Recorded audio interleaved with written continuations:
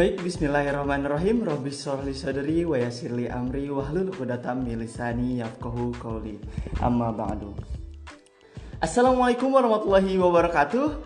Selamat malam untuk seluruh teman-teman yang berada di Indonesia dan selamat malam untuk seluruh teman-teman sahabat bisa yang berada di Selamat sore untuk sahabat bisa yang berada di Turki. Wah, apa kabarnya nih sahabat bisa semua dimanapun berada?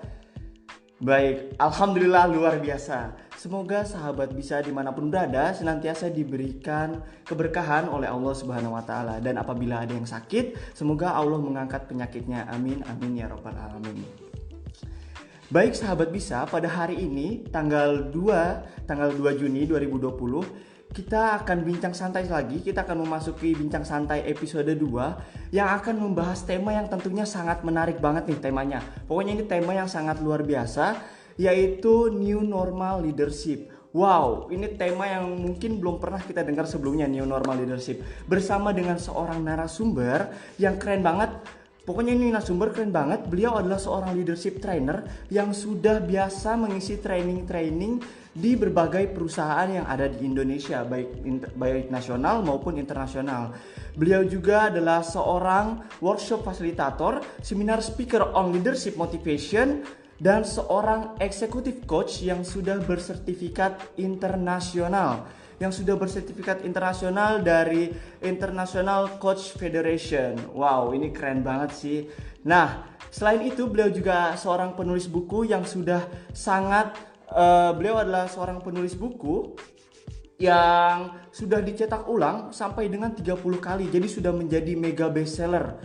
Keren banget. Ya, baik, kita langsung saja panggilkan Pak Imam Mundadi karena Pak Imam juga sudah hadir di sini di antara kita, Masya Allah. Baik, kita panggilkan dulu Pak Imam Mundadi ya.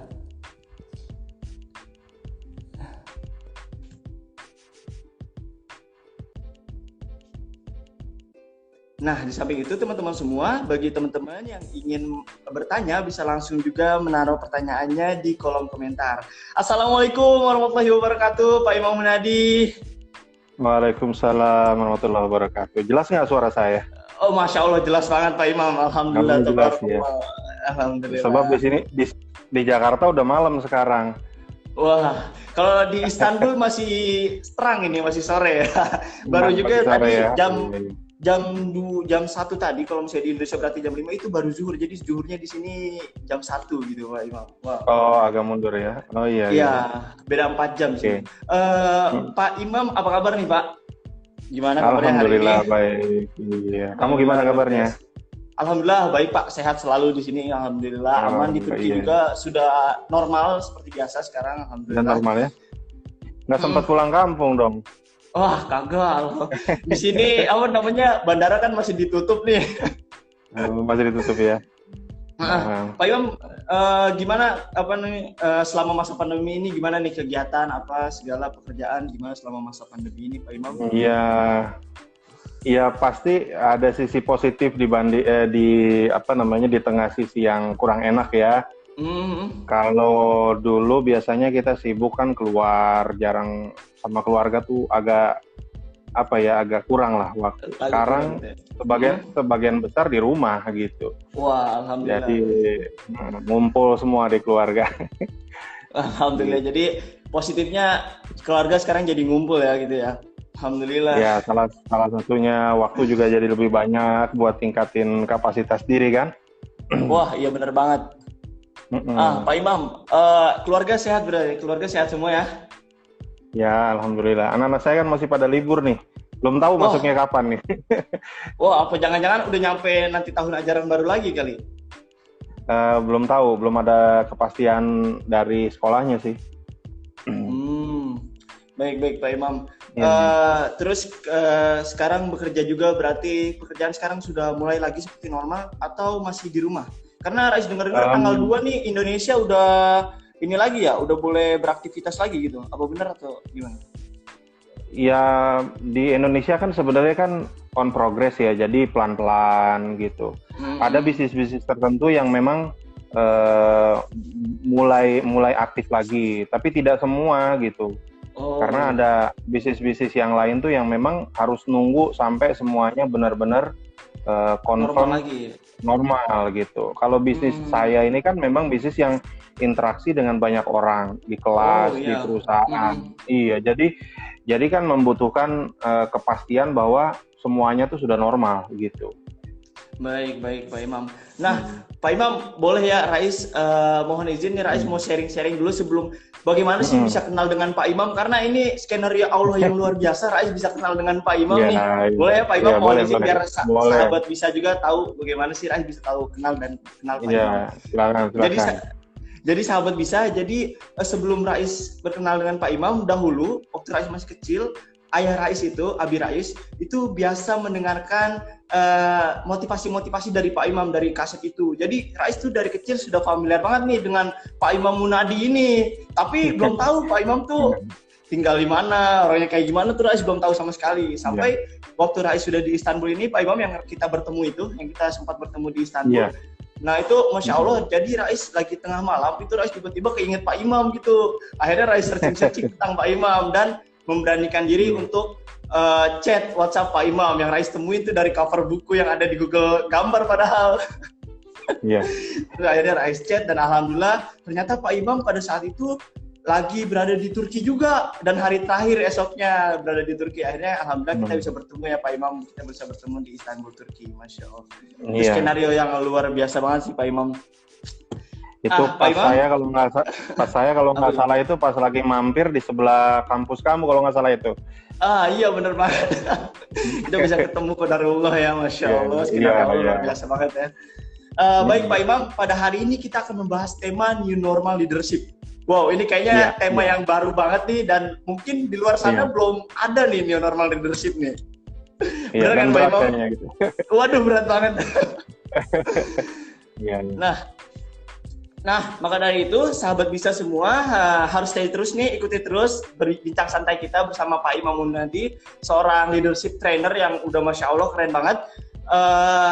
Pak Imam, kalau misalnya kita membahas tentang leadership nih, tentu saja kita sudah sangat familiar tentang leadership ini karena sejak kita berada di bangku sekolah, itu udah sering banget tuh kita ngikutin latihan dasar kepemimpinan lah, atau ya banyak lah udah setiap kita di sekolah. Nah, tapi seringkali kita tidak tahu kenapa sih alasan kita harus punya jiwa kepemimpinan atau leadership itu sendiri. Nah, menurut Pak Imam, kenapa sih setiap individu itu harus mempunyai jiwa leadership? Sebenarnya begini, setiap manusia itu kan dia punya jiwa kepemimpinan. Itu defaultnya kayak gitu. Dasarnya berarti sudah punya jiwa kepemimpinan gitu ya? Sudah. Kalau kita coba buka-buka buku agama itu kita akan temukan hadis kan bunyinya begitu. Setiap kamu adalah pemimpin. Dan setiap pemimpin pasti akan diminta tanggung jawab terhadap apa yang dia pimpin. Jadi sebenarnya setiap orang itu sudah punya default jiwa kepemimpinan. Cuma masing-masing orang ini kan punya default yang berbeda-beda. Kalau kita kasih katakanlah range dari 1 sampai 10, di mana 1 itu minimal, 10 itu maksimal. Mungkin ada orang yang defaultnya dia punya 1, ada orang yang defaultnya punya 2, ada orang tertentu yang defaultnya dia punya katakanlah 5 atau mungkin 7. Nah, jadi setiap orang sebenarnya punya default masing-masing. Nah, yang jadi PR dari setiap orang itu adalah mau nggak dia berusaha untuk meningkatkan default itu menjadi lebih tinggi, gitu skalanya. Katakanlah gini, saya terlahir dari keluarga yang memang default kepemimpinannya itu rendah. Misalnya katakanlah dari skala 1 sampai 10, defaultnya saya cuma 1 misalnya gitu. Terus saya nggak pernah mau belajar, saya nggak pernah mau ikut organisasi, saya nggak pernah mau diskusi, saya nggak pernah mau memperkaya diri saya. Ya sampai kapanpun defaultnya tetap aja 1 gitu. Tapi kalau saya mau ikut organisasi, mau belajar, ya katakanlah ikut pelatihan atau mungkin diskusi dengan orang-orang yang mungkin lebih dulu belajar tentang kepemimpinan, suatu saat defaultnya akan naik dari 1 mungkin skalanya jadi 2. Terus dengan dia mempraktekkan setiap hari dalam pelajaran dia, dalam kehidupan dia, baik di kampus, di rumah, di lingkungan, gitu. Dengan berbagai macam problem yang muncul, Itu akan men-challenge dia dari 2 mungkin naik lagi jadi 3 skalanya, jadi 4 skalanya, jadi terus sampai kemudian akan semakin tinggi gitu. Jadi setiap orang tuh sebenarnya dia bisa memiliki skala kepemimpinan yang makin hari makin tinggi. Pertanyaannya adalah kita itu punya nggak kemauan untuk mendorong diri kita supaya level of leadership ini, tingkat kepemimpinan kita ini naik gitu, skalanya naik. Sebab pertanyaannya begini, kalau misalnya skala saya naik Pak, katakanlah dari 2 jadi 5, sebenarnya benefitnya buat saya apa sih? Untungnya buat saya apa sih? Untungnya banyak banget gitu. Nah, kalau kita punya level of leadership yang makin hari makin besar, makin tinggi, untungnya banyak. Salah satu untung yang paling yang paling kelihatan itu adalah kita akan lebih mudah untuk bisa mendapatkan hasil yang kita inginkan dalam kehidupan ini gitu, lebih mudah gitu, lebih lebih profesional gitu. Nah, maka dari itu salah satu leadership guru yang masih hidup di dunia sampai saat ini, yang terkenal namanya, beliau itu John Maxwell ya, dia bilang begini, leadership ability determines a person effectiveness, kata dia.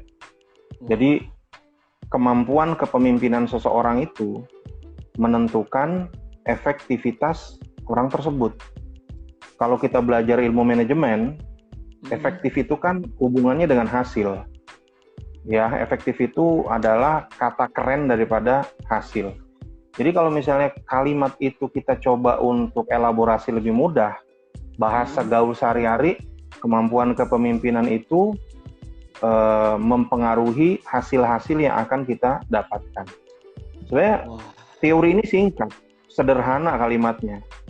Kita bisa paham nih bahwa berarti makin bagus kepemimpinan saya, hasil yang akan saya peroleh dalam kehidupan saya akan makin bagus. Makin jelek kemampuan kepemimpinan saya, maka hasil yang akan saya peroleh dalam kehidupan makin jelek. Nah, terlepas dari model kehidupan apa yang sedang kita jalani, mahasiswa. Betul. Tentu beda dengan profesional di kantor. Tentu beda dengan orang yang aktif di organisasi. Macam-macam orang kan punya punya area yang berbeda-beda. Betul. Nah, jadi saya kebetulan banyak berinteraksi dengan banyak sekali leaders di perusahaan dalam sesi-sesi pelatihan. Jadi banyak yang bilang gini, Pak, saya kenapa ya? Bertahun-tahun karir saya segini-gini aja gitu. Terus kemudian saya kayaknya bosan nih Pak, saya mau resign, saya mau pindah perusahaan lain. Terus saya tanya pertanyaan yang sederhana gitu. Bapak udah pernah tanya belum sama diri Bapak? Level of leadership Bapak itu seperti apa? Tingkat kepemimpinan Bapak seperti apa? Gimana caranya ngeceknya Pak Imam, kata dia? Ya sederhana aja, gampang. Kalau Bapak ngomong, orang mau dengar apa enggak? Kalau Bapak mau melakukan sesuatu, orang mau ikutin apa enggak? Kalau Bapak menyampaikan sesuatu, orang itu mau mendukung atau tidak. Itu kan checklist yang paling mudah gitu. Kalau semua jawaban itu dimayoritasi oleh, kayaknya orang peduli nggak peduli sama gue deh. Ya, berarti itu salah satu indikasi bahwa level of leadership kita masih rendah gitu. Walaupun Bapak punya jabatan yang katakanlah relatif lebih tinggi dari teman-teman yang lain gitu. Nah, jadi sebenarnya sederhana banget kayak gitu. Nah, sekarang misalnya gini, kamu kan kuliah nih. Iya, betul. Betul di kampus. Dan ketemu dengan banyak orang. Di kampus kan tuh banyak sekali ajang untuk mengasah kepemimpinan gitu ya. Ada organisasi mahasiswa, ya kan? Ada berbagai macam lah gitu ya. Itu jangan sampai kita ada rasa yang males, ragu-ragu untuk join ke situ. Perkara kita dapat jabatan atau tidak itu urusan belakangan, tapi kita bisa aktif di situ, berinteraksi dengan orang lain, dengan banyak orang, apalagi kalau lintas negara, wah itu luar biasa untuk mengasah kita punya sense of leadership. Dan itu nggak bisa diperoleh di buku atau di pelajaran formal, nggak ada. Itu harus by practice gitu loh, harus dijalanin dengan praktek gitu. Oh, harus praktek.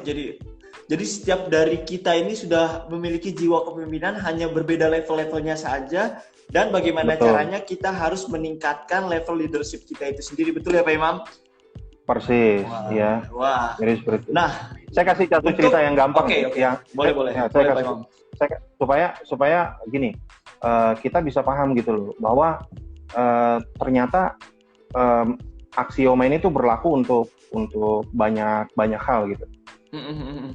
Kalau kita baca buku sejarah itu kita akan menemukan satu fakta yang sangat unik. Apa tuh? Di Indonesia ini ada tiga pemimpin besar yang hidup ngekos di rumah seorang pemimpin besar.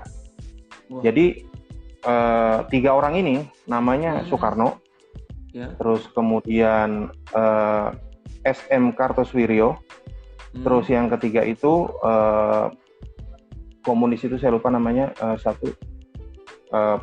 pimpinannya PKI. 3 orang nih. Mereka hidup di bukan di asrama ya, tapi kayak kos-kosan gitu yang mondok di rumah pendirinya Sarekat Islam di Surabaya. Gitu. Kamu ingat nggak pendirinya Sarekat Islam di Surabaya? Saya belum tahu. Nah, ternyata di sana kan kumpul berbagai macam pemuda-pemuda yang diskusi, yang belajar bersama. Itu kan sebenarnya bagian daripada leadership, mereka berorganisasi, mengatur perjuangan dan lain sebagainya. Rupanya anak-anak muda ini nih melihat langsung, berinteraksi langsung, dan itu membekas pada diri mereka. Di kemudian hari, 3-tiganya jadi pemimpin besar di organisasi atau di mazhab kepemimpinan yang beda-beda. Soekarno nasionalis, betul. Kartosuwiryo DITI. Terus kalau saya nggak salah satu lagi Musso atau siapa gitu, Musso itu di PKI. Ini 3-tiganya gitu. Iya, jadi sebenarnya kalau kita melihat ilmu kepemimpinan, kita lihat dari situ, oh ternyata bisa kayak gitu ya. Artinya gini, kalau kita berada dalam satu lingkungan yang bisa mengasah kepemimpinan kita, sayang kalau kita nggak gabung di situ, asah kepemimpinan kita. Terlepas dari kita dapat jabatan atau nggak ada jabatan, itu lain perkara gitu. Tapi mengasah interaksi dengan orang lain, mengasah untuk bisa mengatur organisasi, itu satu hal yang nggak bisa diperoleh di pelajaran dimanapun, di bangku kuliah atau di bangku sekolah gitu. Harus by practice, praktek gitu. Iya. Seperti itu. Ini ada komentar tadi yang pimpinan PKI itu di Nusantara, betul Pak Imam? Saya terus terang lupa karena udah agak lama saya baca itu. Itu saya nggak tahu. Karena zamannya agak beda ya, tahun 1930-an itu, apakah itu sudah masuk, kalau saya nggak salah Musso atau siapa gitu yang awal-awal gitu ya. Oke. Bukan DNAID, saya lupa gitu. Baik Pak Imam, terus untuk masa new normal ini kan kita masuki normal yang baru gitulah, istilah baru nih, new normal juga. Nah, seperti apa leadership atau kepemimpinan yang baik untuk new normal ini? Contohnya seperti apa gitu? Bagaimana sih kepemimpinan yang pas banget nih untuk new normal ini? Ya, memang 2020 ini di samping angkanya unik, situasinya juga unik gitu ya. Betul banget. Di Indonesia ini diawali dengan banjir besar 2020. Iya, di Indonesia ya banjir besar, dan itu terjadi bukan sekali tapi 2 atau 3 kali gitu ya. Jadi bukan hanya di Jakarta tapi juga di berbagai daerah gitu. Dan banjir besar ini juga melibatkan banyak sekali pihak yang akhirnya jadi terganggu lah gitu. Iya, korban terganggu. Terus kemudian sejak di Indonesia terutama sejak awal Maret itu kasus COVID-19 ini juga cukup merepotkan ya untuk semua lini. Termasuk juga untuk dunia usaha juga sangat terganggu gitu. Tapi ya mau gimana lagi ya, ini kan bagian daripada takdir yang harus dijalani oleh kita sebagai manusia gitu ya. Betul. Termasuk sebagai profesional juga kita akan melihat bahwa ini adalah satu tantangan nih. Ya kita bisa komplain, betul, kita bisa komplain, kita bisa mengeluh, tapi apakah dengan komplain, dengan mengeluh tersebut kemudian bisa menyelesaikan masalah? Kan nggak juga gitu. Betul. Mungkin ini saat yang tepat untuk bisa melihat bahwa ada cara-cara atau metode-metode lain yang bisa membantu kita untuk mencapai hasil yang sama seperti kondisi normal sebelumnya, tapi dengan cara yang pendekatan yang mungkin berbeda gitu. Sekarang banyak teman-teman yang dia nggak ngantor, di rumah aja. Kemudian dia menggunakan fasilitas teknologi untuk online meeting misalnya. Terus kemudian ada dokumen-dokumen yang harus dia kerjakan, ditandatangani, dikirim ke rumah lewat kurir kantor dan lain sebagainya. Ini kan suatu hal yang mungkin sebelumnya kita nggak temukan seragam terjadi di mana-mana. Sekarang kan betul. Sekarang terjadi di apa namanya di hampir di seluruh dunia gitu kayak gitu. Di Indonesia juga terjadi kayak begini. Jadi oleh karena itu model kepemimpinan pada saat yang sebelum kondisi ini dengan saat sekarang mungkin bisa jadi satu hal yang perlu di-adjust juga gitu.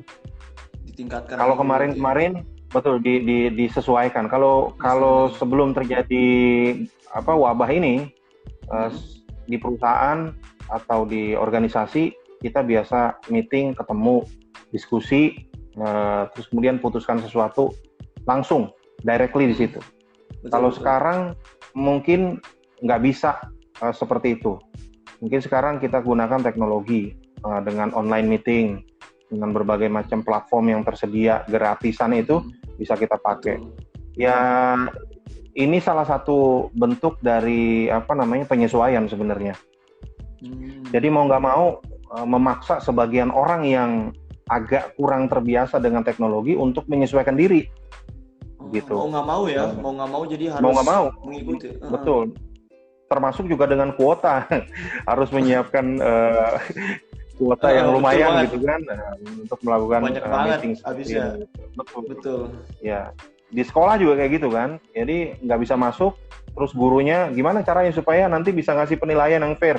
Ya sudah, anak-anaknya pertemukan secara online, dikirim WA, tugasnya seperti apa, setiap hari ketemu Zoom, online meeting misalnya gitu, seperti itu. Betul. Ya buat orang-orang tertentu yang akses internetnya mudah-mudah aja sih mungkin nggak terlalu masalah. Ini buat keluarga-keluarga yang akses internetnya terbatas, ya repot juga gitu. Habis dana buat beli ini. Kita sih berharap kondisi seperti ini tuh bisa segera masuk ke tahap final yang memang harus ditemukan cara baru gitu. Either pemerintah nanti yang akan menurunkan tensi biayanya seperti apa, atau mungkin kita ketemu dengan cara-cara yang lebih efektif lagi gitu, yang bisa menekan biaya tapi tetap dengan efektivitas yang tinggi gitu. Jadi dengan kondisi seperti itu, tentu kepemimpinan seseorang terhadap orang lain otomatis juga bisa jadi banyak penyesuaian. Jadi harus disesuaikan lagi kepemimpinannya ya sekarang ya.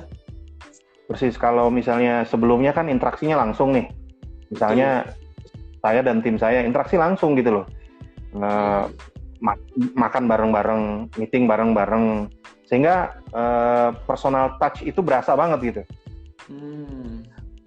Terus kemudian diskusi bareng-bareng, menyelesaikan tugas bareng-bareng, eksekusi project bareng-bareng, semuanya bareng-bareng gitu. Kita lihat dia lihat kita, langsung interaksi, bercanda langsung, personal touch-nya ada semua gitu. Begitu berubah total online seperti ini, yang kelihatan kan hanya wajah. Iya, betul gitu. banget. Iya, ya sebagian tubuh itu aja gitu. Dengan waktu yang bisa jadi terbatas gitu. Iya. Nah, ini kan banyak sekali penyesuaian gitu, yang nggak sama dengan yang sebelumnya. Sehingga ketika kita bicara tentang kepemimpinan, tentu bisa jadi banyak penyesuaian gitu. Yang tadinya banyak personal touch, sekarang mungkin berkurang. Yang tadinya banyak interaksi langsung, sekarang interaksinya jadi lebih terbatas. Nah, oleh sebab itu bisa jadi pendekatan kepemimpinannya juga menjadi menjadi perlu disesuaikan lagi gitu. Jadi nggak bisa langsung lagi gitu.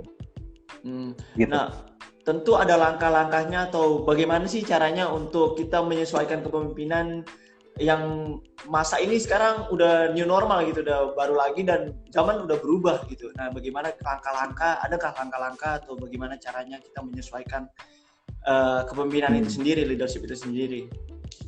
Ya, pertama saya melihat personal perspektif saya ya, bahwa ini kan situasi antara ya, apakah ini berjalan seterusnya seperti ini, ataukah beberapa bulan nanti akan kembali seperti dulu, kita kan nggak tahu. Iya. At least paling tidak sekarang kita jalanin dulu dengan kondisi yang new normal, yang kita sebut dengan new normal tadi. Normal, iya. Nah, Betul. Jadi pendekatan-pendekatan kepemimpinan yang tadinya perlu direct personal touch, sentuhan langsung, sekarang menjadi indirect personal touch. Jadi pendekatan yang nggak langsung gitu. Nggak langsung. Nah, iya nggak langsung. Jadi setiap orang tuh harus bisa memahami bahwa kondisi ini nih memaksa kita untuk melakukan pendekatan-pendekatan baru. Tapi prinsipnya semua itu berawal dari yang tadi itu, leadership is influence. Kepemimpinan itu kan adalah pengaruh. Pengaruh, gitu. Betul. Betul. Jadi mau kita ketemu langsung, mau kita ketemu nggak langsung, online seperti ini, tetap yang namanya kepemimpinan adalah pengaruh. Ucapan kita, sikap kita, kesamaan antara ucapan dan perbuatan itu semuanya berpengaruh besar terhadap diri kita dan orang lain gitu. Saya pernah ditanya orang gini, Pak, gimana? Gini deh, kalau kepemimpinan itu kan pengaruh. Oke, sekarang gimana ya caranya saya meningkatkan pengaruh saya kepada orang lain? Cara yang paling sederhana.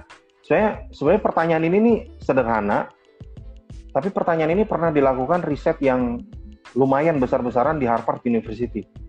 Jadi bagaimana sih sebenarnya pengaruh itu bisa ditingkatkan? Sampai kemudian tahun 2003 di Harvard University mereka melakukan riset besar-besaran melibatkan lebih dari 54.000 orang leaders di banyak negara, dan akhirnya mereka sampai pada satu kesimpulan bahwa ada yang namanya leadership qualities, kualitas kepemimpinan yang bisa kualitas kepemimpinan itu kita tingkatkan pada diri kita sehingga kepemimpinan kita pun akan meningkat. Betul. Saya ingat ada kurang lebih sekitar 11 teratas ya, 11 teratas kualitas yang memang bisa membuat seseorang tuh punya pengaruh yang makin besar terhadap orang lain. Yang ranking satunya itu adalah integritas. Oh, integritas. Nah, iya. Ada orang nanya, Pak, integritas apa sih, Pak? Integritas. Saya sih sederhana aja. Do what you say what you do. Integrity means do what you say what you do. Integritas tuh antara perkataan dan perbuatan sama. Itu selaras, sama gitu ya? Selaras, betul. Jadi bukan sesuatu yang bisa dimain-mainkan, tapi antara kemasan dan isi sama, itu integrity. Kalau ada seseorang dia selalu berucap A, tindakannya A, orang lain merasakan A, dia punya integritas. Otomatis dia punya tadi pengaruh itu pada orang lain itu akan lebih dominan gitu loh. Kan tadi saya udah bilang dari awal, leadership is influence, kepemimpinan kan pengaruh. Kita bekerja, kita kuliah, aktif di organisasi, ujung-ujungnya begitu, pengaruh kita yang akan berbicara kepada orang lain. Gimana meningkatkan pengaruh? Nomor satu, di riset itu adalah Anda harus punya integritas, omongan sama perbuatan harus sama. Sederhananya kan gitu. Nah, nomor dua dari riset itu, nomor dua yang paling tinggi setelah integritas itu adalah communication skill, kemampuan berkomunikasi. Jadi komunikasi penting banget ya? Ya, integrity itu kan nomor satu, komunikasi nomor dua. Integrity itu personal touch, komunikasi itu kan interaction, ada interaksi dengan orang lain. Jadi sebenarnya komunikasi itu punya peranan yang sangat besar. Bayangin kalau misalnya kita punya punya suatu keinginan untuk orang lain lakukan, tapi cara kita berkomunikasi itu nggak baik, nggak bagus, nggak efektif. Orang lain nggak paham dengan apa yang kita mau. Selesai, susah untuk bisa mencapai hasil tersebut. Gitu. Makanya saya kalau lagi ada di ruang-ruang training dengan para manajer, itu saya selalu bilang, tingkatin kemampuan komunikasi Anda, karena itu akan membantu Anda untuk mencapai target. Salah satu yang akan sangat membantu Anda untuk mencapai target. Kamu misalnya aktif di organisasi, itu kan belajar komunikasi. Walaupun nggak lewat buku, nggak lewat training, lewat interaksi langsung. Bagaimana bisa nih kita ngurusin ini nih supaya bisa jadi mencapai target kan gitu kan, komunikasi. Dan itu akan sangat besar sekali manfaatnya ketika nanti benar-benar terjun dalam dunia real pekerjaan gitu. Komunikasi itu sangat penting.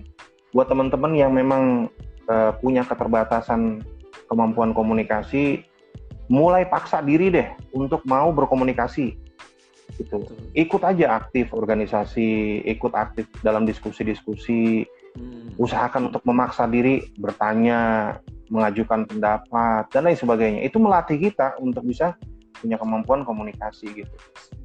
Terus yang ketiga itu adalah yang pertama tadi adalah integritas ya. Integritas. Yang kedua adalah komunikasi. Betul, yang kedua adalah kemampuan komunikasi.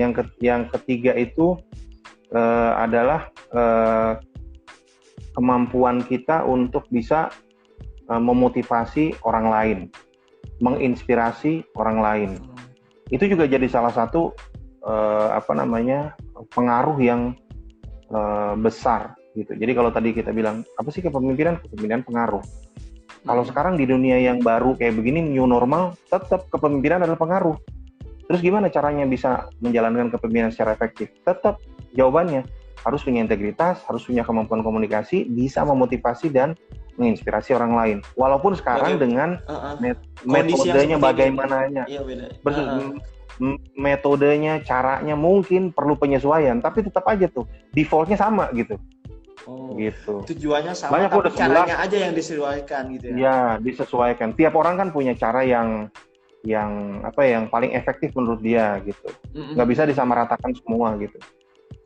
Baik. Seperti itu. Nah, jadi seberapa penting nih kita memiliki jiwa kepemimpinan di new normal ini, Pak Imam? Seberapa penting? Kembali tadi saya katakan bahwa kondisi saat ini kan benar-benar memaksa kita untuk berada dalam suasana yang boleh dikatakan perlu pendekatan yang baru gitu. Jadi pengaruh kita tuh terhadap orang lain sebenarnya juga harus kuat gitu.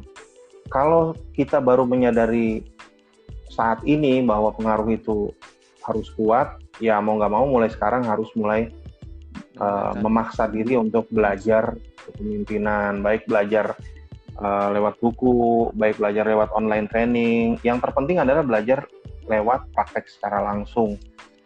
Kalau kita sudah pernah belajar sebelum-sebelumnya, ini saat yang tepat untuk praktek. Gitu. Gimana caranya saya bisa bersama dengan tim saya mencapai target walaupun dalam kondisi yang berbeda saat ini. Gitu. Seperti itu. Baik, wow, mantap banget Pak Imam, keren banget. Jadi bagaimana kita praktek ya untuk leadership ini sebenarnya harus, walaupun kita banyak teori, tapi kalau nggak praktek, nggak meningkatkan integritas, komunikasi skill, dan juga tidak memotivasi dan menginspirasi, tentu saja level leadership kita mungkin masih berada di rendah. Tetapi leadership itu bisa selalu ditingkatkan karena diri kita, setiap dari kita tadi kata Pak Imam, kita ini mempunyai jiwa kepemimpinan gitu ya. Baik Pak Imam, kita memasuki segmen, yaitu segmen mitos atau fakta. Jadi di acara Bincang Santai ini atau bisa dari teras pembicara akan ada segmen mitos atau fakta. Nah mungkin Pak Imam bisa menjawab mitos atau fakta nih dari beberapa statement ini. Kalau saya tahu ya. Ya siap. Iya. Pemimpin dilahirkan bukan diciptakan. Menurut Pak Imam, mitos atau fakta?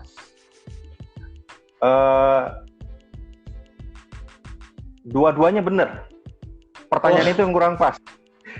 Karena dia dilahirkan dan ya tadi yang saya jelaskan. Sejak lahir dia sudah bawa default kan? Betul. Tapi ya artinya default itu kan sudah ada kan pada diri seseorang. Wah iya benar banget ya. Betul. Tapi setelah itu dialah yang harus menciptakan untuk bisa meningkat gitu. Iya. Jadi dia bawaan lahir memang sudah ada. Tapi setelah itu bawaan lahir itu tidak akan bisa berkembang kalau dia nggak mau ciptakan itu makin tinggi. Yang tadi saya bilang dari skala 1 jadi 2 jadi 3. Kalau dia nggak mau berusaha, nggak mau belajar, nggak mau praktek, ya kan? Dia nggak akan naik tuh. Segitu aja. Waktu SMP segitu, waktu SMA 1 tetap, waktu SD waktu SD 1 gitu skalanya. Dari 1 sampai 10 skalanya 1 dia skala kepemimpinan. Waktu SMP tetap 1, nggak pernah ikut organisasi. Kalau ada tantangan dari guru, siapa yang mau ngerjain ini, diam aja gitu kan. Kalau ada diskusi, diam aja. Nggak mau paksa diri dia untuk mau berusaha meningkatkan itu. Tetap 1, sampai SMA tetap begitu 1. Begitu kuliah, nilai-nilai kuliahnya mah bagus, tapi nilai personalnya itu tetap 1. sekarang pertanyaannya, sampai dia lulus kuliah, skala dia ya tetap 1. Defaultnya dia udah bawa sejak lahir 1, gitu kan? Tapi sampai lulus kuliah tetap 1. Kenapa? Karena dianya nggak mau tingkatkan itu. Jadi kalau hemat saya, personal view saya, kepemimpinan itu bawaan lahir dan diciptakan. Gitu. Oke. Nah, Pak Imam, kan tadi dibilang bahwa sebenarnya kita ini udah punya jiwa kepemimpinan nih. Tapi permasalahannya seringkali ketika di lapangan, kita tuh belum tahu nih, kita sebenarnya kan kadang tuh kita ditunjuk untuk menjadi pemimpin atau kita tuh ingin menjadi seorang pemimpin gitu. Nah, bagaimana kita tahu bahwa kita sudah siap untuk memimpin orang lain? Gitu Pak, yang seringkali menjadi permasalahan. Gimana tuh agar kita tahu gitu?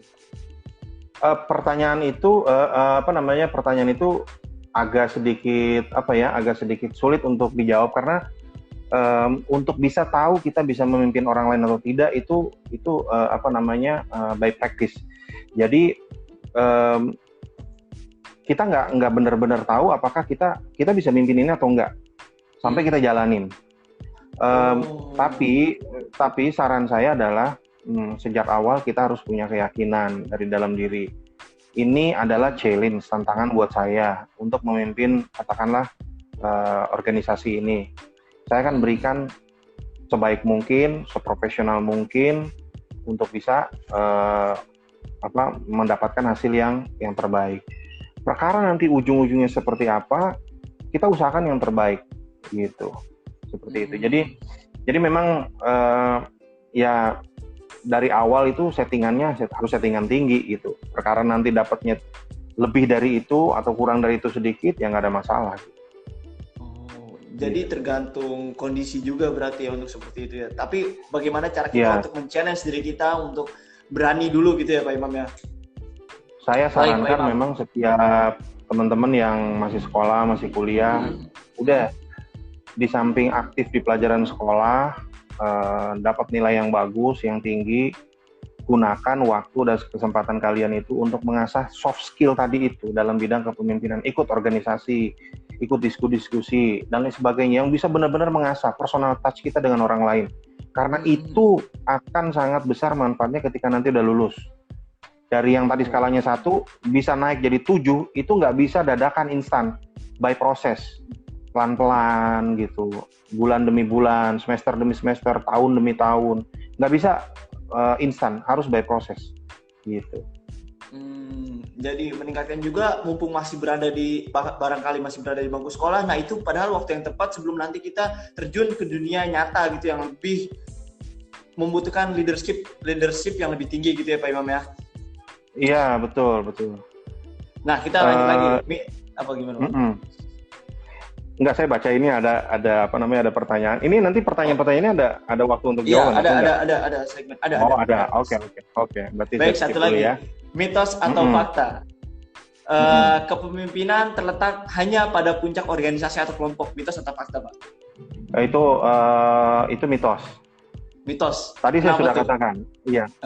Tadi saya sudah katakan, setiap orang itu dia punya kepemimpinan. Jadi kepemimpinan itu bukan jabatan.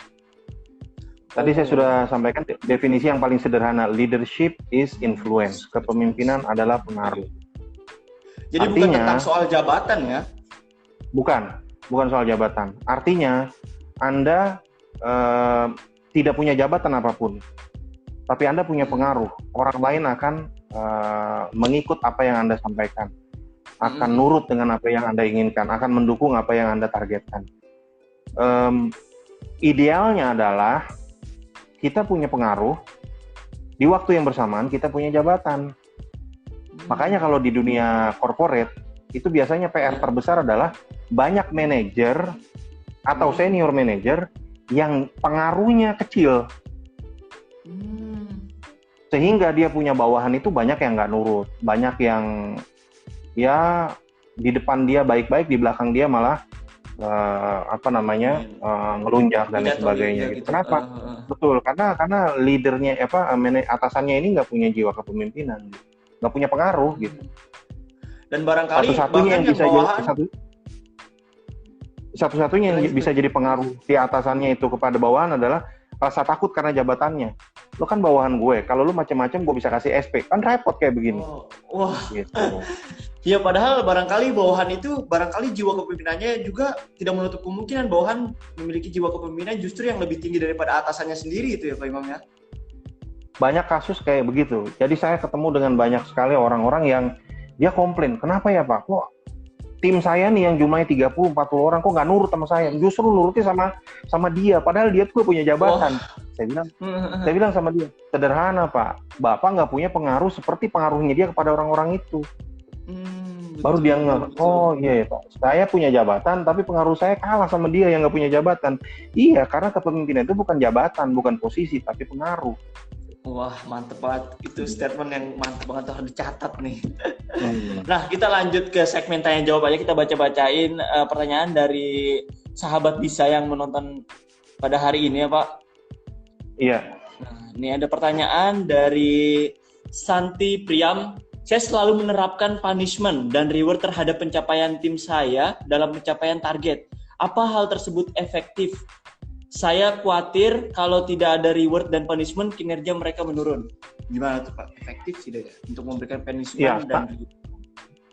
Kalau kita belajar ilmu manajemen, standar reward dan punishment itu adalah standar paling bawah untuk bisa memotivasi orang. Artinya gini, kalau saya punya tim kerja nih, terus saya bilang gini, kalau you bisa capai target sekian, maka nanti akan ada jalan-jalan ke luar negeri. Dia bisa semangat tuh kerja, kan gitu kan? Dia bisa kerja keras tuh untuk bisa nguber itu reward. Atau misalnya begini, kalau kamu masih belum bisa capai target ini, sekali lagi saya kasih SP. Sekali lagi saya kasih SP2. Sekali lagi nggak capai, yang ketiga kali nggak capai, saya keluarin, saya ganti orang lain. Itu punishment. Sebenarnya gini, kalau kita belajar manajemen itu standar yang paling bawah gitu. Dan itu zaman dulu organisasi menerapkan kayak gitu. Salah nggak? Ya nggak salah. Nggak salah. Itu sudah terbukti efektif buat banyak organisasi, banyak perusahaan, dan lain sebagainya gitu. Tapi kan sekarang dunia ini berbeda dengan dunia 10, 20, apalagi 30, 40, 50 tahun yang lalu. Sekarang dunianya ini sudah banyak orang-orang yang pinter-pinter dengan kehadiran teknologi, ya sudah luas sekali peluang dia gitu. Jadi dia nggak bisa lagi mempan dengan pendekatan reward and punishment yang default tadi itu. Reward and punishment jadikan default, nggak bisa dibuang, nggak bisa. Itu standar organisasi, nggak bisa dibuang. Betul. Jadi jadikan default. Tapi kita kalau sebagai seorang leader harus naik nih standarnya. Jangan sekedar ngandelin reward and punishment. Saya harus bisa menyentuh sisi personal dan hati dia, bukan hanya sisi logika dia. Jadi dia mau bekerja itu karena dia memang respect sama saya sebagai atasannya. Dia mau mencapai hasil itu karena memang dia terinspirasi oleh target-target yang kita udah tetapkan bersama. Sekarang pertanyaannya, kalau sudah kayak begitu, itu kan bukan hanya melibatkan logika, tapi udah melibatkan hati, kan gitu kan? Betul. Terus pendekatan yang paling pas gimana? Itulah pentingnya manajer-manajer modern belajar ilmu coaching. Sekarang itu banyak sekali sesi atau pendidikan tentang coaching. Itu sangat bagus. Saya ketika memimpin tim dulu belum ada tuh yang namanya ilmu coaching gitu. Jadi saya pimpin tim yang lumayan besar, hampir 700 orang. Wah, besar juga ya? Iya, hampir 700 orang sales, 25 orang manajer. Itu gimana caranya untuk bisa mencapai target? Ya tadi reward and punishment. Saya datengin, kalau memang dia sudah 2 kali memang nggak bisa capai target karena kesalahan dia, males-malesan, itu saya bisa marah-marah, saya bisa ancam dan lain sebagainya. Itu pendekatan saat itu. Tapi sekarang udah nggak bisa lagi kayak gitu. Kalau sekarang kayak gimana? Sekarang udah nggak bisa lagi. Itu harus ada personal touch, bicara berdua, bicara lebih dekat gitu dengan dia. Bukan hanya pada saat ada masalah. Tidak ada masalah, sebelum ada masalah, dalam kondisi normal sering-sering luangkan waktu untuk bicara dengan tim kita supaya kita bisa kenal dia secara personal. Kalau sudah kenal secara personal, mereka bukan hanya menganggap kita sebagai atasan, tapi menganggap kita sebagai kawan. Pada satu titik nanti mereka bukan hanya sekedar menganggap sebagai kawan, menganggap sebagai sahabat. Pada titik berikutnya lagi mereka sudah menganggap kita seperti saudara. Kalau sudah kayak begitu, yang namanya sekat-sekat organisasi itu hanya default saja. Yang bekerja itu sudah ikatan persaudaraan, dan itu luar biasa.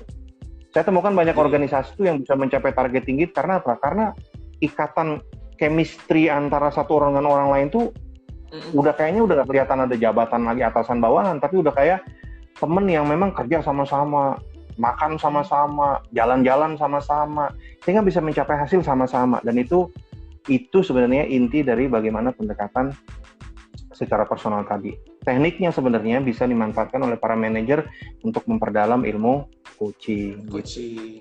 Nah, jadi untuk leadership sekarang ada baiknya lebih ke personal touch gitu ya, ke perorangan gitu ya. Iya.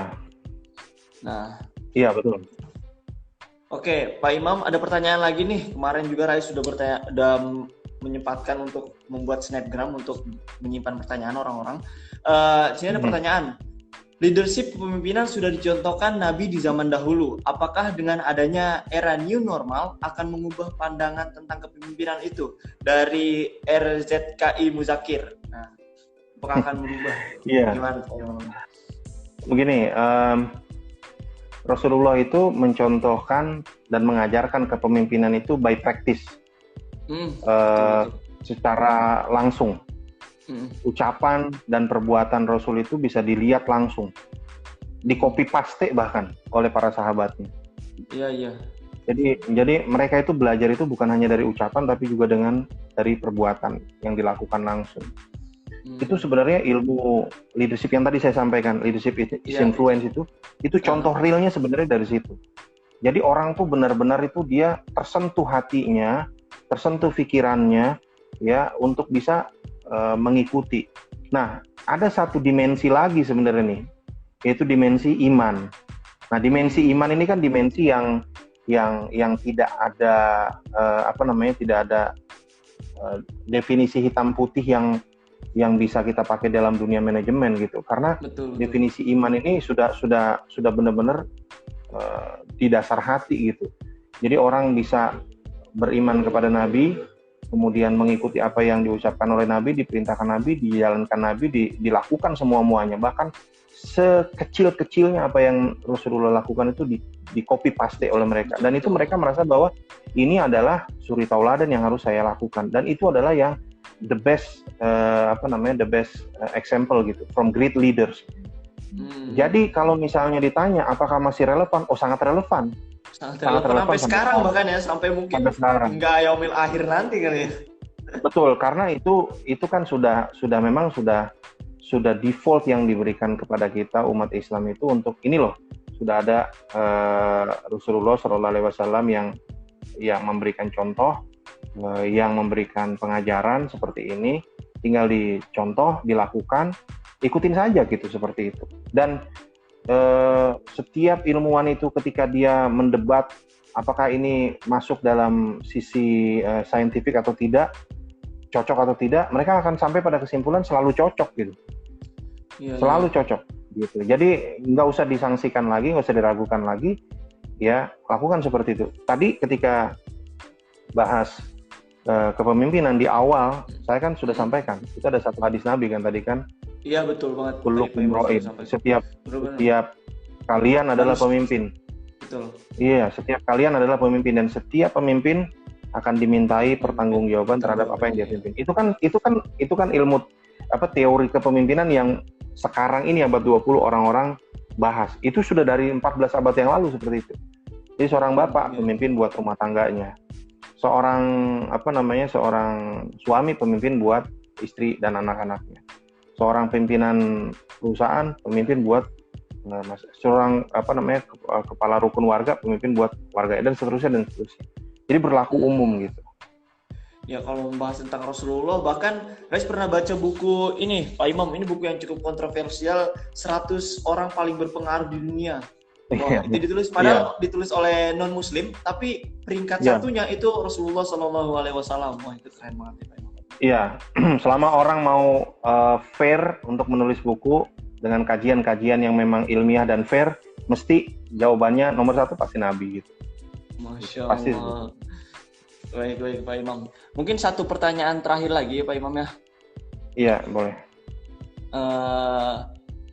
Dari Rama Fox, kepemimpinan di level manager up yang saya temukan 70% untuk perusahaan dan hanya 30% untuk membela anak buahnya. Karena kebanyakan takut kehilangan jabatan. Bagaimana sikap kita jika menemukan itu? Nggak bisa disangsikan lagi bahwa hal tersebut itu memang terjadi bukan hanya di tempat di satu dua tempat, tapi terjadi di boleh dikatakan hampir di semua tempat. Sebab biar bagaimanapun jujur aja setiap orang itu kan mencari daerah yang nyaman. Sekarang gini deh, kalau saya jadi seorang katakanlah general manager di sebuah perusahaan, satu level di bawah direksi. Terus usia saya sudah di atas 45 misalnya gitu. Which is kurang dari 10 tahun lagi saya harus sudah pensiun. Artinya saya sudah menyiapkan waktu pensiun. Tidak banyak orang yang siap untuk men-challenge diri dia sendiri untuk menerapkan hal-hal yang ideal dalam kehidupan profesional dia. Sementara sebaliknya lebih banyak orang yang mencari jalan aman gitu. Nah ini yang sebenarnya challenge seperti ini yang saya sering hadapi di kelas gitu. Ketika kita bertemu dengan teman-teman yang memang usianya sudah mendekati 50, terus dia dalam posisi jabatan yang tinggi, tapi masih melapor kepada direksinya, terus kemudian dia banyak dikomplain oleh bawahannya karena nggak ngebelain bawahannya, padahal dia merasa bahwa bawahannya itu udah benar harus dibela, tapi kalau dia bela, dia resikonya adalah menghadapi tantangan dari masalah dari direksi, dari perusahaan, dari pemegang saham dan lain sebagainya. Akhirnya pada banyak orang itu mereka cari jalan selamat gitu, cari jalan aman.